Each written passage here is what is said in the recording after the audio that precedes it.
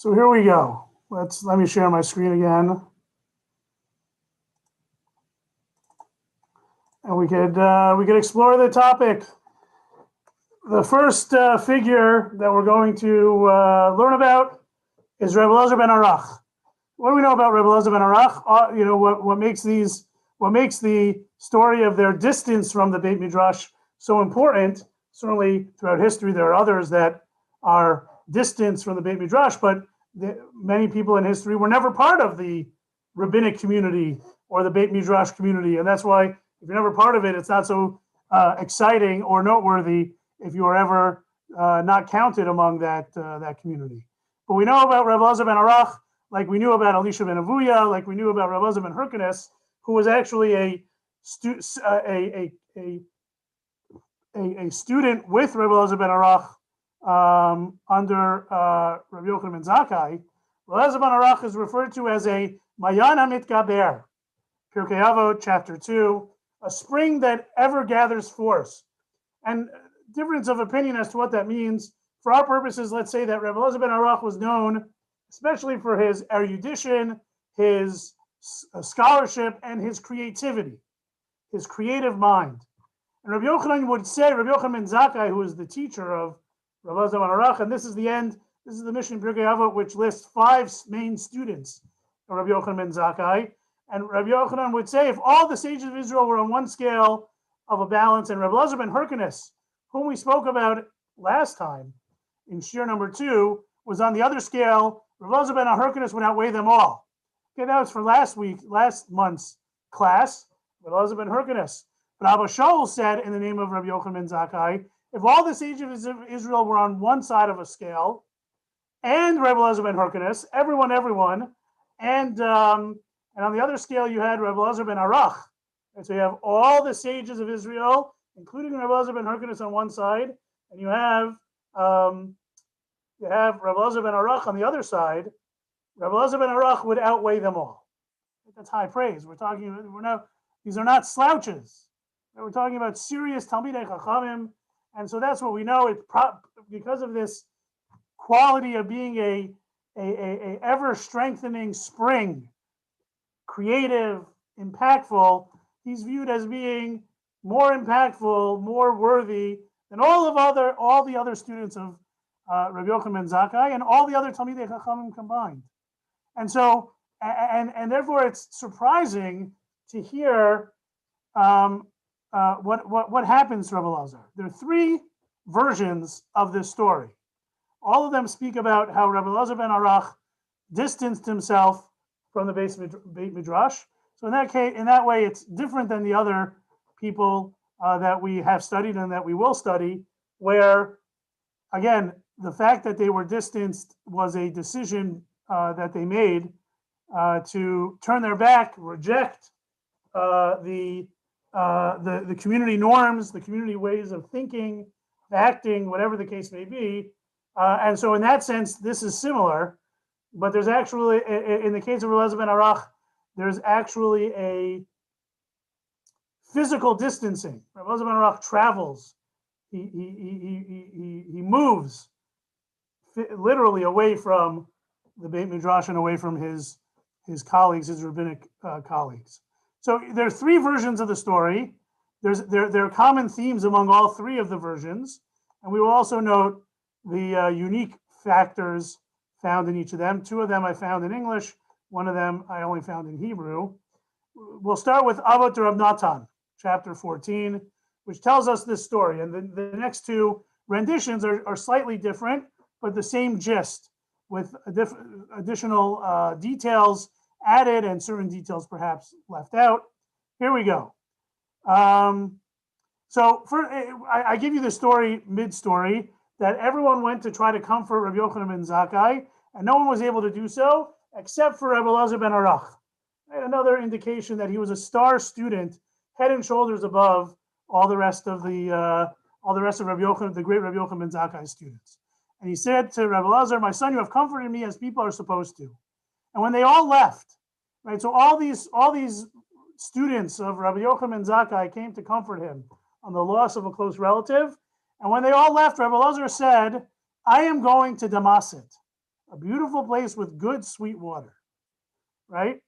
And they said, right, and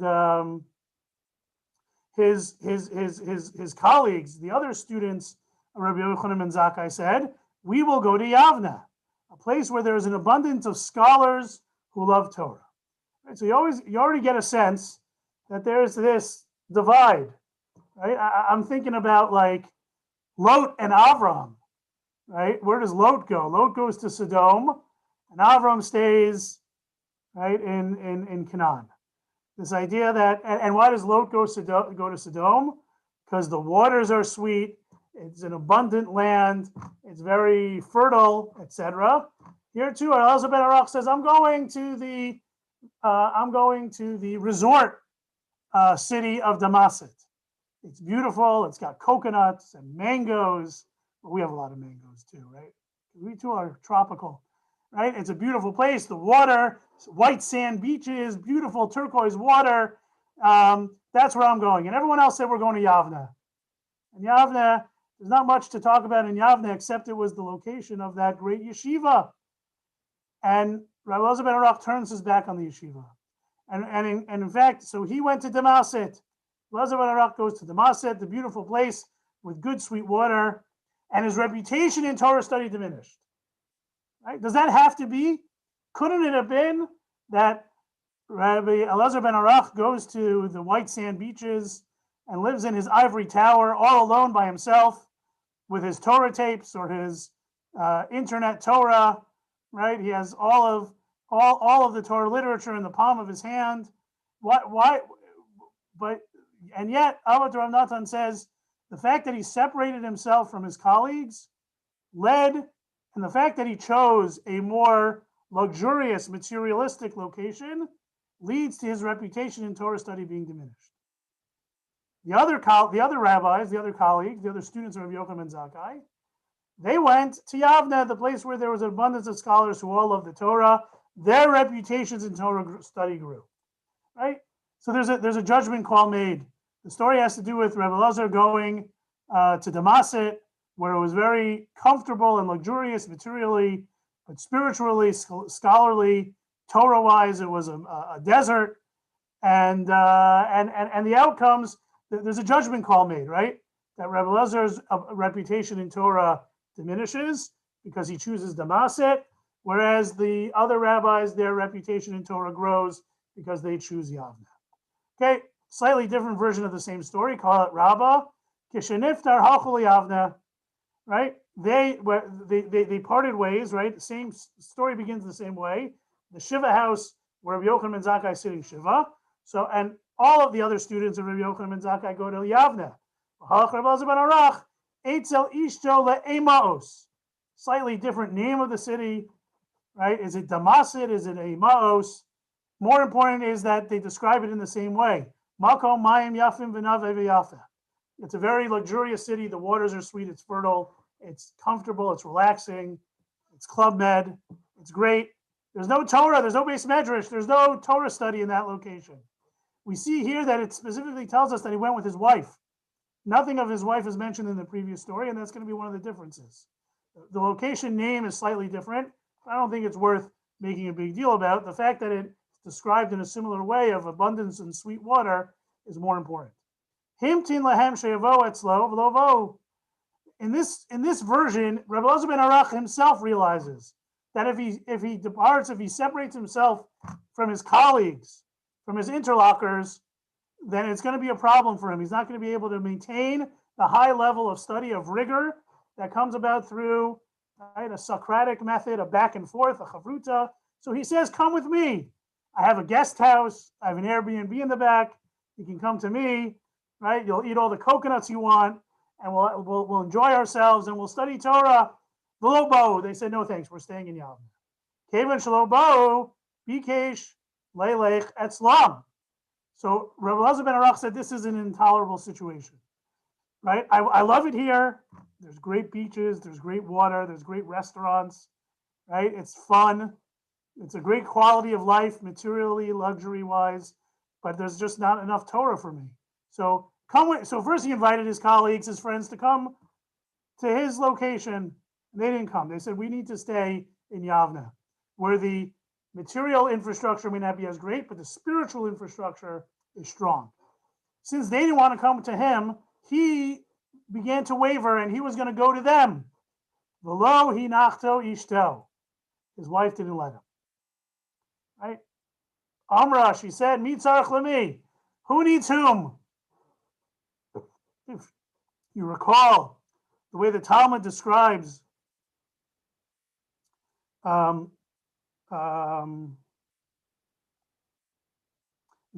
and Eli. Yiftach was a leader, a prophet. Eli was the Kohen Gadol, and they had to meet, and neither of them would come to the other person, and they never ended up meeting, and that led to a tragedy. So she says, "Mi tzarich lemi." Who needs whom? Right? Who's greater? Do you need them, or do they need you? Interesting question, right? We just saw in Pirkei Avot that Rabbi Elazar ben Arach is the greatest sage. In that sense, they need the Gadol Hador. They need him. On the other hand, Rabbi Elazar ben Arach has chosen a location where there's no infrastructure of Torah. He needs that. He needs to be around Chavrutas and others that are learning. So in a sense, he needs them. Even if they're not as great Torah scholars, man cannot be an island, spiritually especially. Certainly in the realm of Torah. He needs others. So Amar la hein tzrichin li. He told her, really, they need me. So then she goes on to say, to put it, she talks about rats, but we'll talk about dogs, right? A dog and his dog bowl of food. Who goes to whom? Does the bowl of food go to the dog, or does the dog go to the food? The dog goes to the food. So too, your colleagues need to come to you. You shouldn't go to them, right? So he listens to her. The Midrash goes on to say, and he stayed ad sheshachach talmudo, right? Instead of just his reputation in Torah study diminished, it goes so far as to say that he forgot his Torah study, right? His reputation being diminished might just mean that his colleagues were able to progress in a way greater than he. But the fact in this version, his location caused him to backtrack, a setback when it came to his Torah study. Interesting. So we say ad she shakach talmudo. He forgot his learning. After some time, achar zman ba'u etzlo, they came back to him and they asked him a very simple question. They asked him, wheat bread or barley bread, which one is better to eat with lifton? It's a simple question. Nebuch, he couldn't answer even the simplest of questions. That's how far he regressed as a result of choosing luxury, this location of Emaos, over being with his colleagues, being in a location of Torah. I'm going to not spend a lot of time on the fact that it seems that his wife was very influential, other than to say that spouses are very influential in our decisions, right? They play a critical role. In this case, it seems that that her role was deleterious, but we can also understand that a spouse's role can be very supportive and helpful if the right decisions are made. The most extensive telling of this story is the Gemara in Shabbat 147b. Once Rabbi Elazar ben Arach happened to come to a location, the Yam set, and he was drawn after them, and his Torah learning was forgotten. Right? It just goes straight to the point, right? When he returned, he stood to read from a Torah scroll and was supposed to read the words, HaChodesh Hazel Lachem. You know the famous words in Parshat Bo, Parshat HaChodesh, right? The first mitzvah, right before the Jews leave Egypt, is the new month, is the new moon. Benching Birkat HaChodesh, right? Not, or Kiddush HaChodesh, right? But he had forgotten so much that he could barely remember how to read Hebrew letters. That's how far he sunk as a result of being in the Yam set instead of being in Yavna. And instead of saying HaChodesh Hazel Lachem, he said HaCheresh Haya Libam. Have their hearts become deaf, right? He mixed up letters in a very perfunctory fashion. Any child who learns Hebrew would have pronounced it better, but this is what happened. The great Rebbe Elazar ben Arach, that ever-strengthening well spring of water, of Torah knowledge, of creativity, had sunk so low because of his banning himself, let's say, from the Beit Midrash. Keeping his distance, staying in the Amset, instead of following his colleagues, his friends, his Torah contemporaries to Yavne. And here, the sages, his friends, step in. We haven't seen that yet, right? But here, right, the sages prayed and asked for God to have mercy on him, and his learning was restored.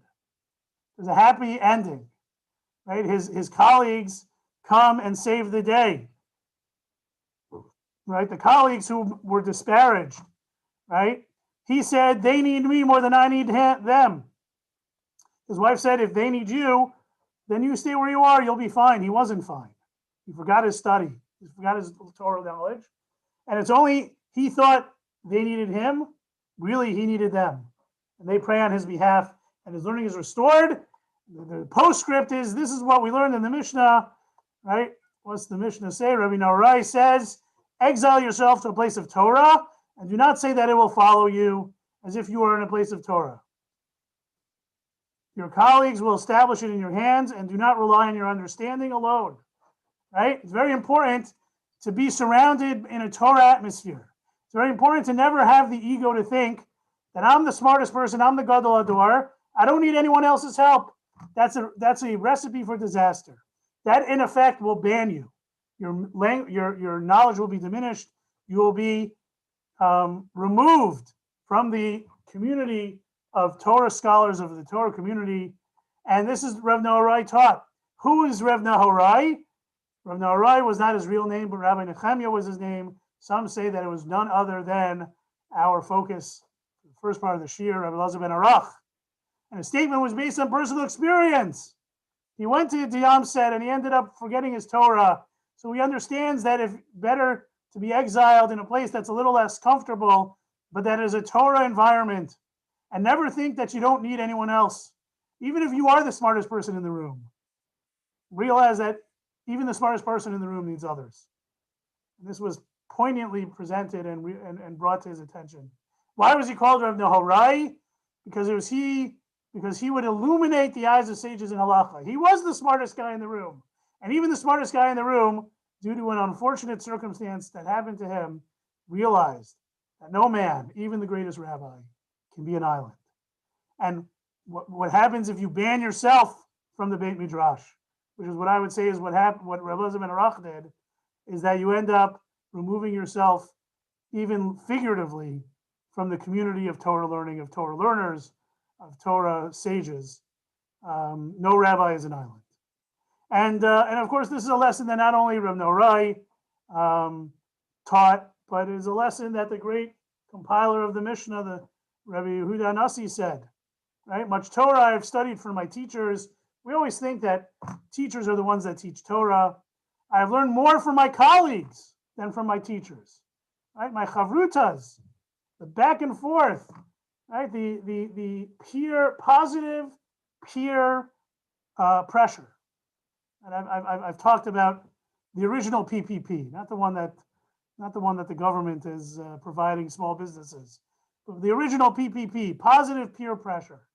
When you hear the term peer pressure, we often think it refers to negative peer pressure. Right? Peer pressure is what leads us to do the wrong thing. Well, peer pressure also leads us to do the right thing. It also leads us to be our best selves. It also challenges us to study Torah like them or fulfill mitzvot like them, to not be lackadaisical. And that's what Rabbi Yehuda Nasi said. I learned more from my colleagues than I learned from my teachers. Umi talmida yoter mikulam. And really, from his students, he's learned the most. And any serious teacher of Torah has admitted this to be the case. Whether it's because you have to learn something very clearly in order to teach it, or it's because of the questions that emerge from your study, things you would have never even thought of asking, your student will ask you, forcing you to re-examine your preconceived notions and your discipline of study. Whatever the case is, right? It's not a hierarchy when it comes to learning Torah. You don't only learn from your teachers, you learn from your chavruta. You also learn from your students. And Rabbi Elazar ben Arach was negligent in this, right? He forgot that you can learn more from, he learned from the great Rabbi Yochanan ben Zakkai, and when he was a student to a teacher, he was the greatest student there was. But then something happened. He got stunted. He thought that he was done being a student. You can never be done being a student. You always have to continue to learn from your chavrusas, from your students themselves, right? And when he didn't realize, when that didn't happen, he ends up becoming an ignoramus. He ends up relying on the prayers of his colleagues to restore his knowledge, and he ends up admitting to his mistake. So that's part one. A little bit of a different story than the stories we've done up till now, but still the great sage Rabbi Elazar ben Arach, who thought he didn't need everyone else, who was perfectly comfortable banning himself from the Beit Midrash, but ultimately learns his lesson, and the lesson that we learn as well. No matter how smart you are, it could be that you're the smartest person in the room. It doesn't change the fact that you need others. You need others to maintain that knowledge, to continue to challenge you, to be that positive peer pressure. Now let's move to a more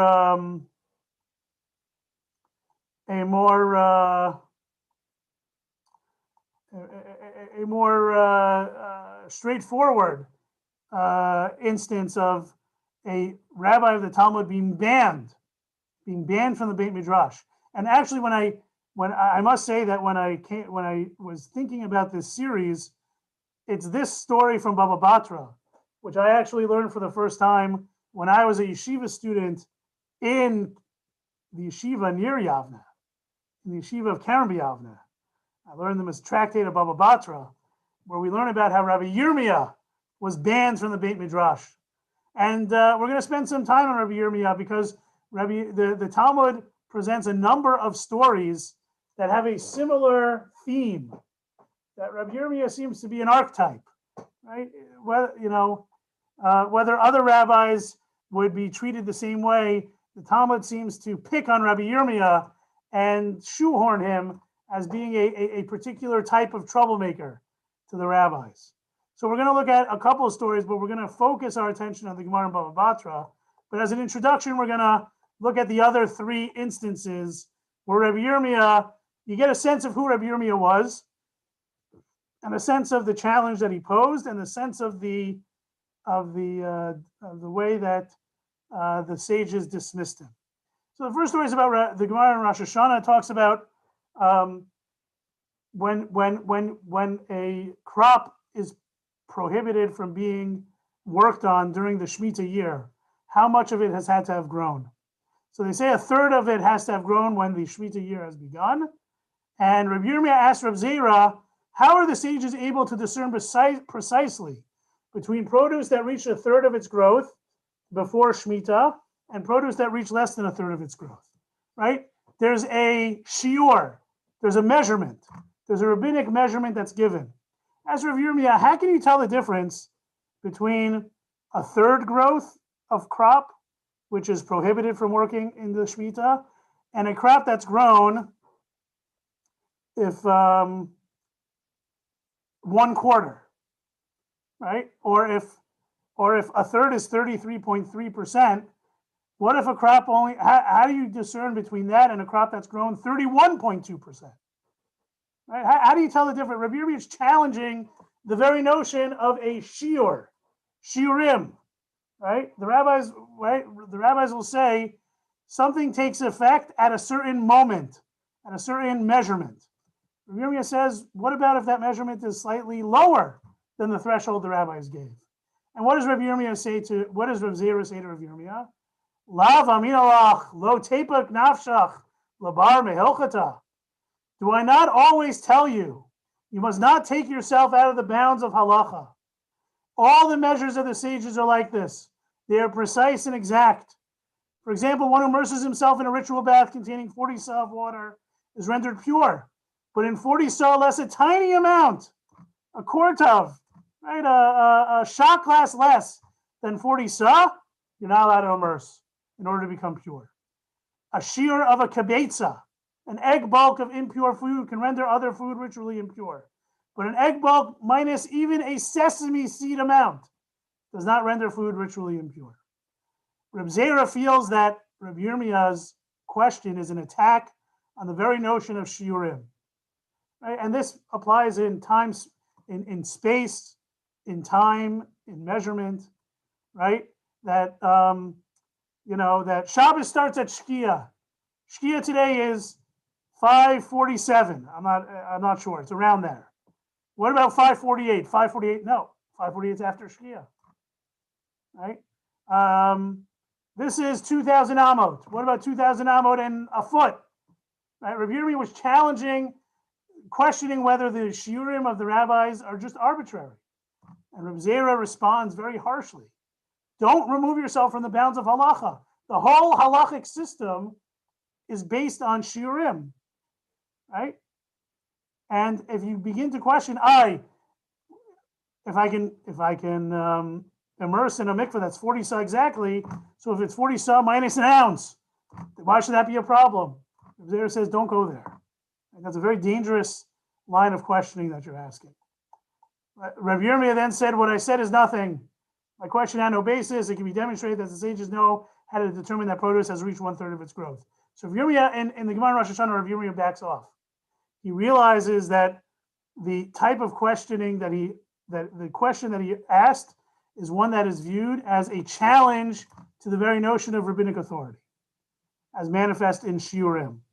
So Rabbi Yirmiyah backs off and says, no, okay, the rabbis must be able to tell the difference between 33.3%, 3333333, right, a third, and 32.3%. Is that true? If we're going to analyze it objectively, honestly, doesn't Rabbi Yirmiyah's question remain? Can you really tell the difference of 1% growth one way or the other? The answer is probably not. You go down that road and you uproot the very notion of halachic form, right? Why 40 sa? Well, that's the measurement. What about 40 sa minus an ounce? That's not the measurement. It's not a kosher mikvah. Rabbi Yirmiyah in this story seems to acknowledge that that line of questioning is illegitimate, and he backs off. Let's look at the story in Sota 16b. Rabbi Yirmiyah raised a dilemma for Reb Zera. If this had to do with slaughtering an animal in water, it has to do with whether the water remains visible as water or it changes color completely into blood. So Rabbi Yirmiyah asked Reb Zera again. His question is directed at Reb Zera, and Reb Zera is going to answer him again.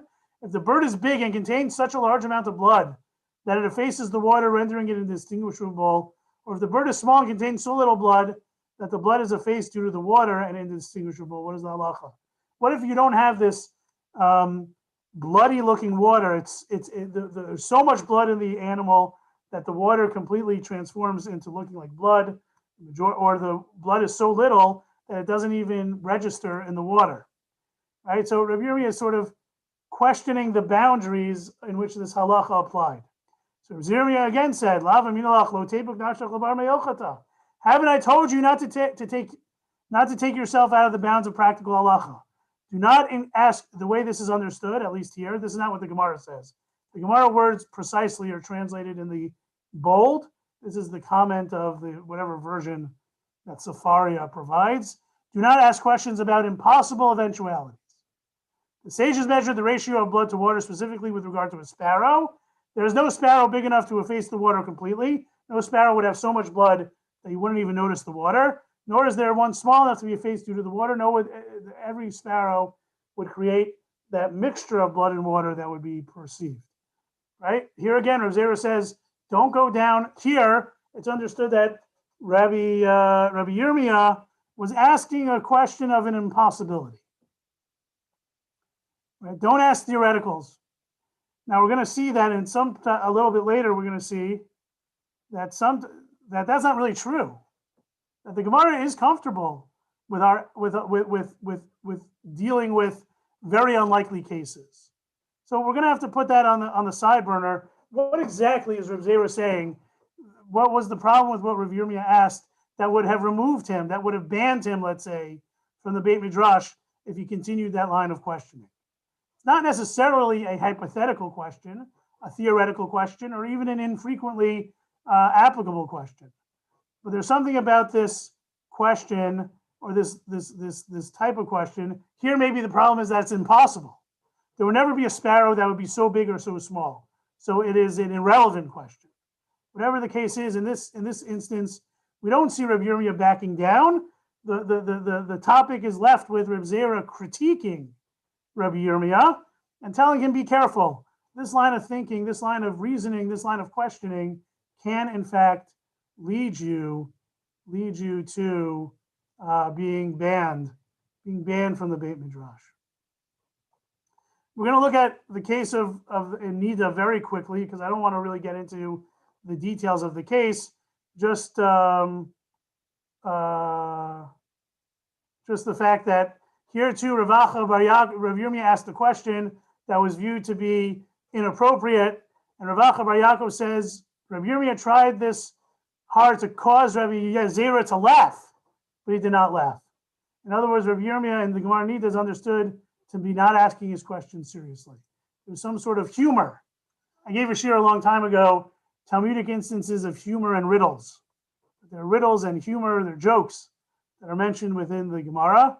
We're not told what the joke is other than to ask a challenging, difficult question that's that's annoying, right? It's viewed at Rabbi Acha Bar Yaakov says Rav Yirmiyah asked whatever he asked in Nida 23a in jest. And of course, Rav Zera didn't find it funny. That's always the problem, right? Your joke has to be on the mark, whereby the person you tell it to laughs. Rav Zera didn't find it funny. So, but it's viewed as Rav Yirmiyah trying to make a joke based on the questions that he asked. Finally, the Gemara Bava Batra. Right, here we go. This is the case that I wanted. That we're going to look at some of the Rishonim. We're going to mention some of the modern interpretations of this Gemara as well, and see what the deal is. So here we go. In the Gemara Bava Batra, it's talking about birds that are found distance away from the chicken coop. When do you have to return it to the owner of that chicken coop? When do we assume that bird came from that bird coop? When do we assume that bird is hefker, doesn't belong to anyone, and finders keepers? So one of the cases is what happens if it's equal distance between two chicken coops, right? Who gets to own it? The answer is yachloku. They split it. They sell the bird and they split the proceeds. Rav Yirmiyah raises the following dilemma: if one leg of a chick who can't fly yet is 50 cubits from the dovecote, from the chicken coop, and one leg is beyond 50 cubits, what is the halacha? In other words, we are told that a chick who doesn't fly yet, will only travel 50 cubits. It won't go beyond 50 cubits, 50 amot, about 75 feet from its home chicken coop. Rav Yirmiyah comes along and says, what if one leg of the chick that doesn't fly yet is within 50 amot of the chicken coop, and the other leg is beyond 50 amot, right? So on the one hand, the leg that's within 50 amot indicates that the chick should belong to the owner of the coop, but there's a leg that's outside, which we should say finders keepers. Now again, on one hand, this could be a legitimate question. It sounds similar to a case where one leg is within 50 amot of one coop, and the other leg is within 50 amot of the other coop. Nonetheless, that was the case of a flying bird. Here we're dealing with a chick who can only waddle, and for some reason the Gemara says it was for this. Where do we put it? Valda afku Rabbanan, Valda afku Rav Yirmiyah maybe drasha. It was on account of this question, this far-fetched scenario, that they banned Rabbi Yirmiyah from the study hall. They said, "Get out! Not only are you suspended, right, to use language from our kids, not only are you suspended, but you're expelled. Don't ever come back, right? Think about what you've done." And the question is, what was Rabbi Yirmiyah supposed to think about? What exactly did he do?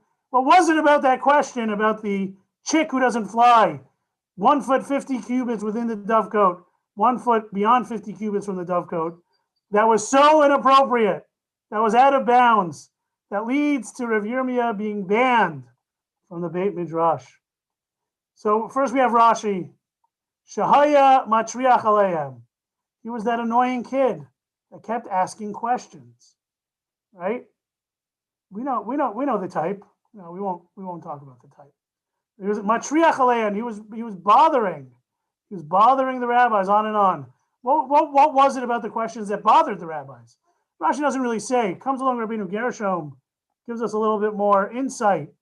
You know why he was banned from the Beit Midrash? He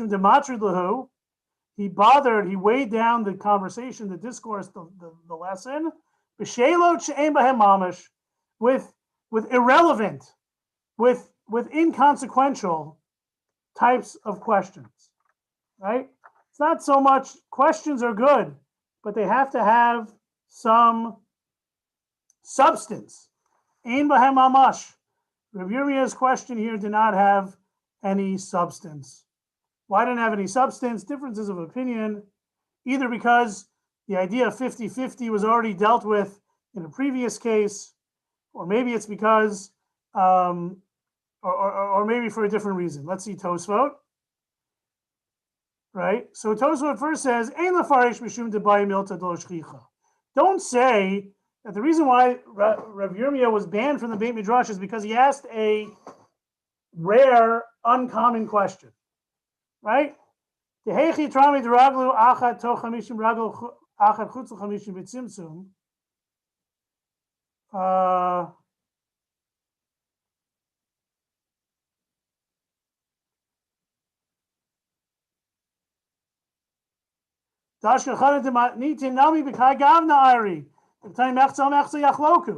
Right? Don't say how common would it be, right? A bird who can't measure. How often would it be one leg on one side, one leg on the other? Don't say that's the problem, because the Gemara deals with the question of a bird who finds itself found directly in between two measurements. So that can't be the problem. V'nir Rabbeinu Tam. So what does Rabbeinu Tam say? You know why he was banned? You know why he was expelled from the Beit Midrash? Is because Rav Yirmiyah was understood to be questioning a fundamental shiur, a measurement that the rabbis instituted, that a bird that does not fly yet, does not travel more than 50 amma, right? Now, when something is halachic, when the rabbis say that this is the halacha, so what happens if you found a bird that was beyond the 50, that chick that does not fly, that was found beyond 50 amot of the birdhouse, if that in fact is a shiur that the rabbis instituted, we refuse to acknowledge that it's a possibility that bird came from the chicken coop. If the rabbis say that a bird that doesn't fly only travels 50 amot, then a bird that's found outside of 50 amot either is not a bird from that chicken coop or is not a bird that doesn't fly. We know otherwise. Get out. What we're beginning to see is that the problem with Rav Yirmiyah is not necessarily only the arbitrariness, right? Suggesting that shiurim are arbitrary, that 40 sa minus a little bit should also be okay to dip in a mikvah. But the other point that seems to come out here is Rav Yirmiyah was questioning the very notion of a halachic system that's based on halachic reality, at times ignoring objective reality, right? This bird, if it doesn't fly and it's found outside of the 50 amot, logic might dictate that it came from the chicken coop that was 52 amot away. And yet the halachic system is predicated on the ability of rabbis, the rabbinic system, to set up ground rules in terms of how we interpret the world around us. Halachic, to put it another way, halachic reality does not always mirror objective reality. Even if you were able to prove to me that this fledgling bird came from the chicken coop that was 54 amot away, I would ignore it as it relates to assigning ownership of the bird, because halachic reality trumps objective reality. I'll give you an example that I like to give, and my understanding, Rabbi Davis has taught me, has shared that this is an example that he heard from Rav Soloveitchik. When it comes to koshering meat, we know that it's supposed to be soaked and salted, right? Soaking primes the meat for the salt. The salt draws the blood out. After you soak, and you have to do that because you're not allowed to eat blood. Let me ask you a question. Have you ever bought raw meat? You ever buy raw meat from the store? Oh, and in the bag, there's this red liquid. What's that red liquid? Anyone know? If we analyze it under a microscope, what would it be? It's blood. It's blood. So what happened here? Well, if you learn chulin, you learn that the only blood that's prohibited from the Torah level is the blood that emerges at the time of the actual slaughter. The blood that then becomes absorbed into the animal flesh subsequent to death is blood that's asur midrabanan. Came the rabbis and taught us what are the methods of removing that prohibition on a rabbinic level. There is a way of completely removing all blood. That's called broiling. If you broil the meat, all the blood will be removed. If you soak and salt the meat, you will have koshered it. You will not have that. The objective reality is that there's still blood in it. The halachic reality is that it's kosher. And whatever you find in it, when I was learning this with a chavruta, we went back and forth. Should you call, after you kosher meat, and there's this red liquid, what should you call it? Should you call it kosher blood, or should you call it meat juice? Because maybe kosher blood is an oxymoron. So call it meat juice. It's halachically meat juice. You'll bring me a microscope. You'll tell me it has all of the features of blood. I don't care, right? There's a halachic reality and there's an objective reality. And it seems that Rabbi Yirmiyah was challenging this notion. He wanted that halachic reality be lockstep with objective reality. And the rabbi said, any system that has to have limits, right, cannot be arbitrary and has to be defined. And objective reality can at times go beyond those imposed limitations, but it will not affect the halachic reality. And that's why Rabbi Yirmiyah's challenge was viewed with such severity. He was challenging the notion of the rabbi's ability to define halachic reality. And that's a problem. Ritva, right? The Ritva builds off of Tosfot. And he puts it as the Mezalzli B'Shurei D'Rabbanan. He was insulting the very notion of shiurim, right? That these are the measurements that the rabbis have established. Chol shiurim chachamim kachu. Whatever the rabbis say are the measurements, that's what they are. You can't ask why. You can't say, I had a friend, right? That something right? I had a friend and he was able to, something happened and he saw something that extended beyond the rabbinic shiurim. It doesn't matter. That doesn't count, right? So that is the threat of Rabbi Yirmiyah. That was his mistake, right? This resonates with me. The idea that he was referring to the measurements, the shiurim, as arbitrary, or he was mocking the idea that there could be a halachic reality that is not exactly the same as objective reality. So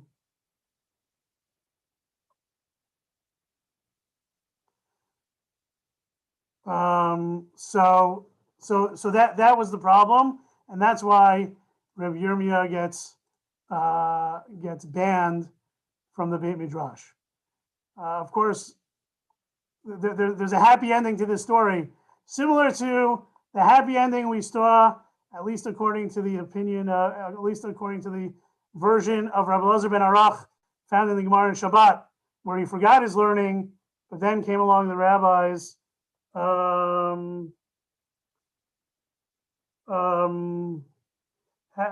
the rabbis prayed for him, and he remembered.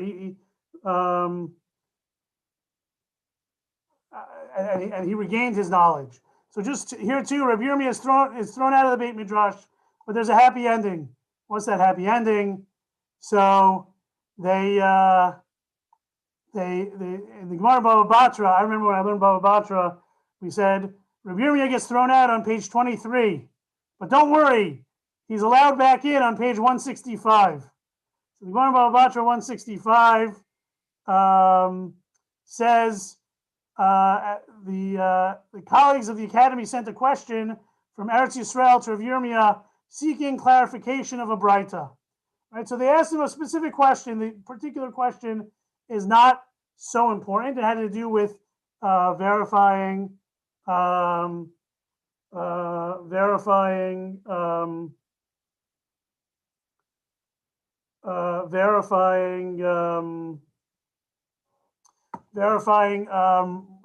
documents, right? So Shalach.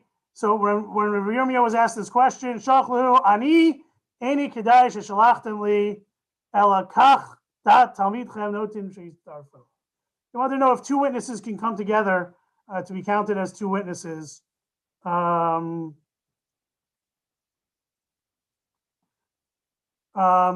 he says as follows.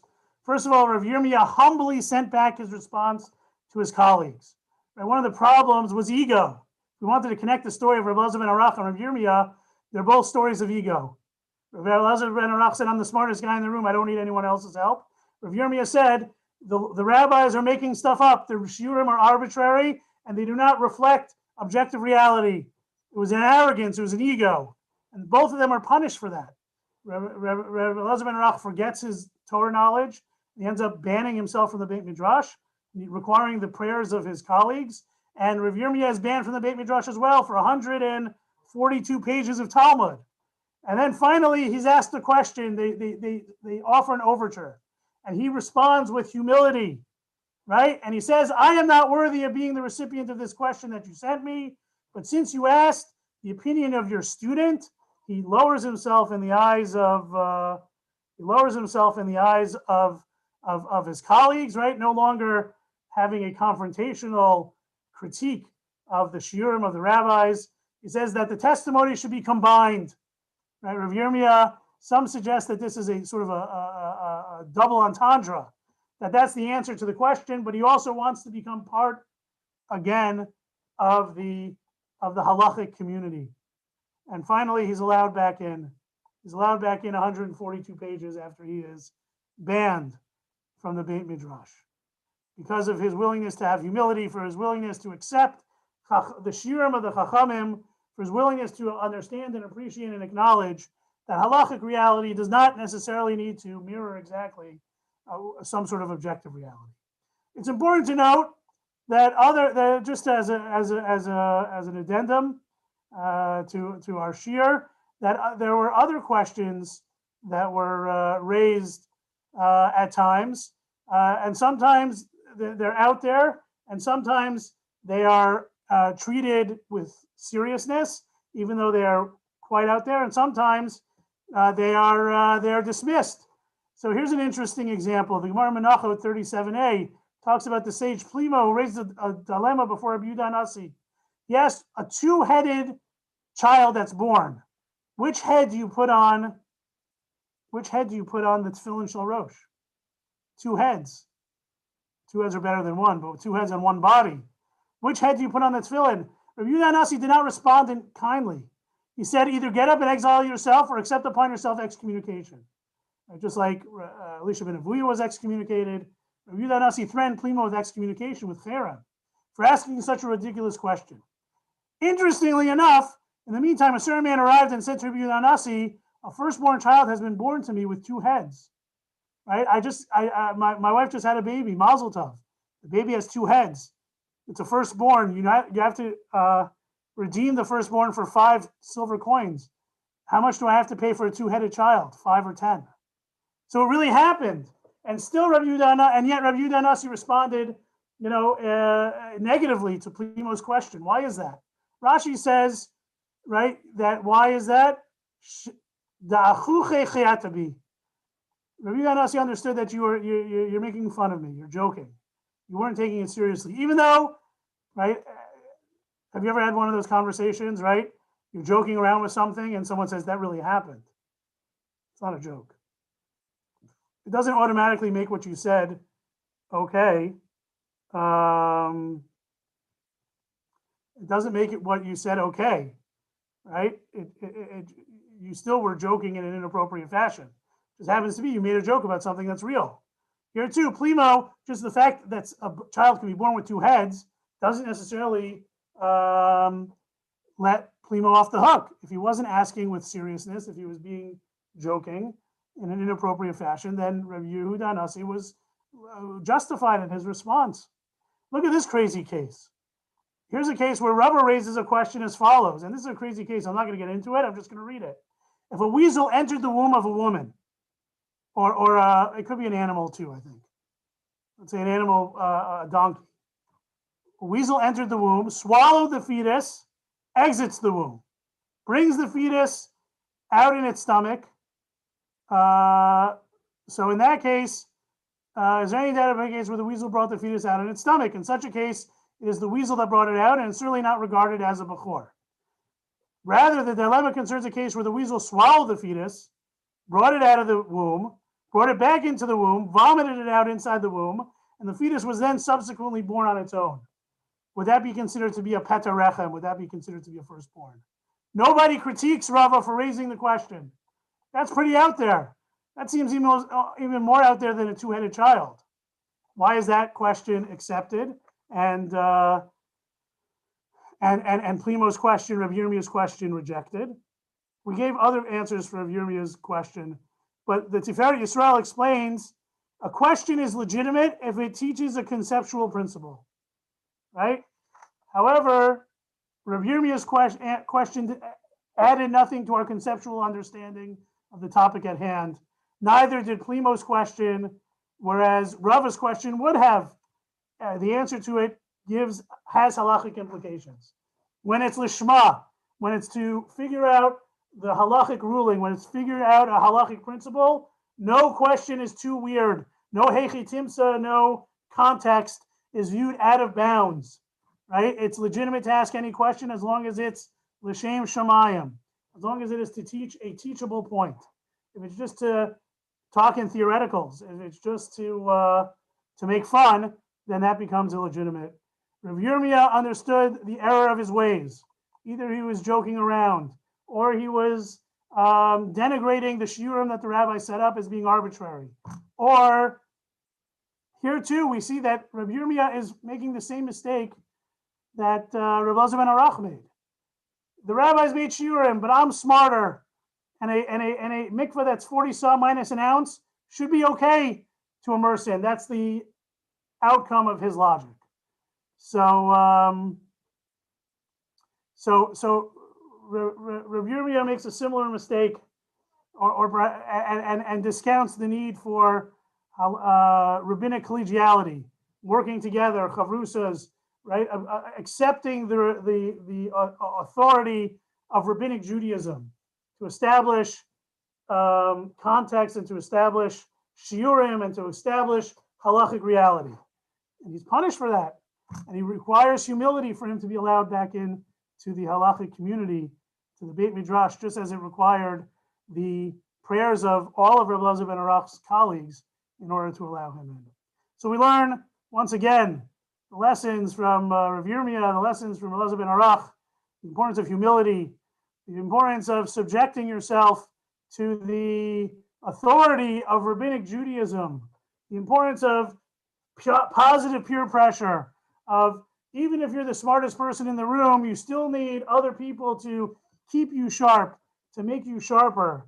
All of these are important lessons that we learn from these Talmudic figures, Reb Elazar ben Arach and Reb Yirmiyah. We can learn from their mistakes. And that itself is worthwhile. Any questions, comments? Yes, Rabbi Weinstock. Rabbi Weinstock, Yes. it's Cindy. Yes. Yes. I have a quick question. The first example that you gave, I think it was with Rabbi Elazar, the story with the bread, the question that he could not answer about Yes. bread. I didn't hear it. Can you just repeat that, The please? question was about the difference between wheat bread and barley bread. And it's a basic, I think it's a basic bracha question. I don't remember the particular details, but it is shocking that someone of such great stature would have not been able to answer that question immediately. Okay, thank you. Sure. Anything else? Otherwise, let me stop sharing my screen. And okay, so we meet again on we meet again. The next time we meet will be, let me just double check, is February 3rd. February 3rd is our next meeting, when we will move beyond the Talmudic era to speak about Baruch Spinoza. Okay, thank you for joining me. This class is available on my YouTube channel now. You can refer people there. We'll send out a link with that as well as a recording. Thanks so much for joining me. Have a great night. Thank you. It was very interesting.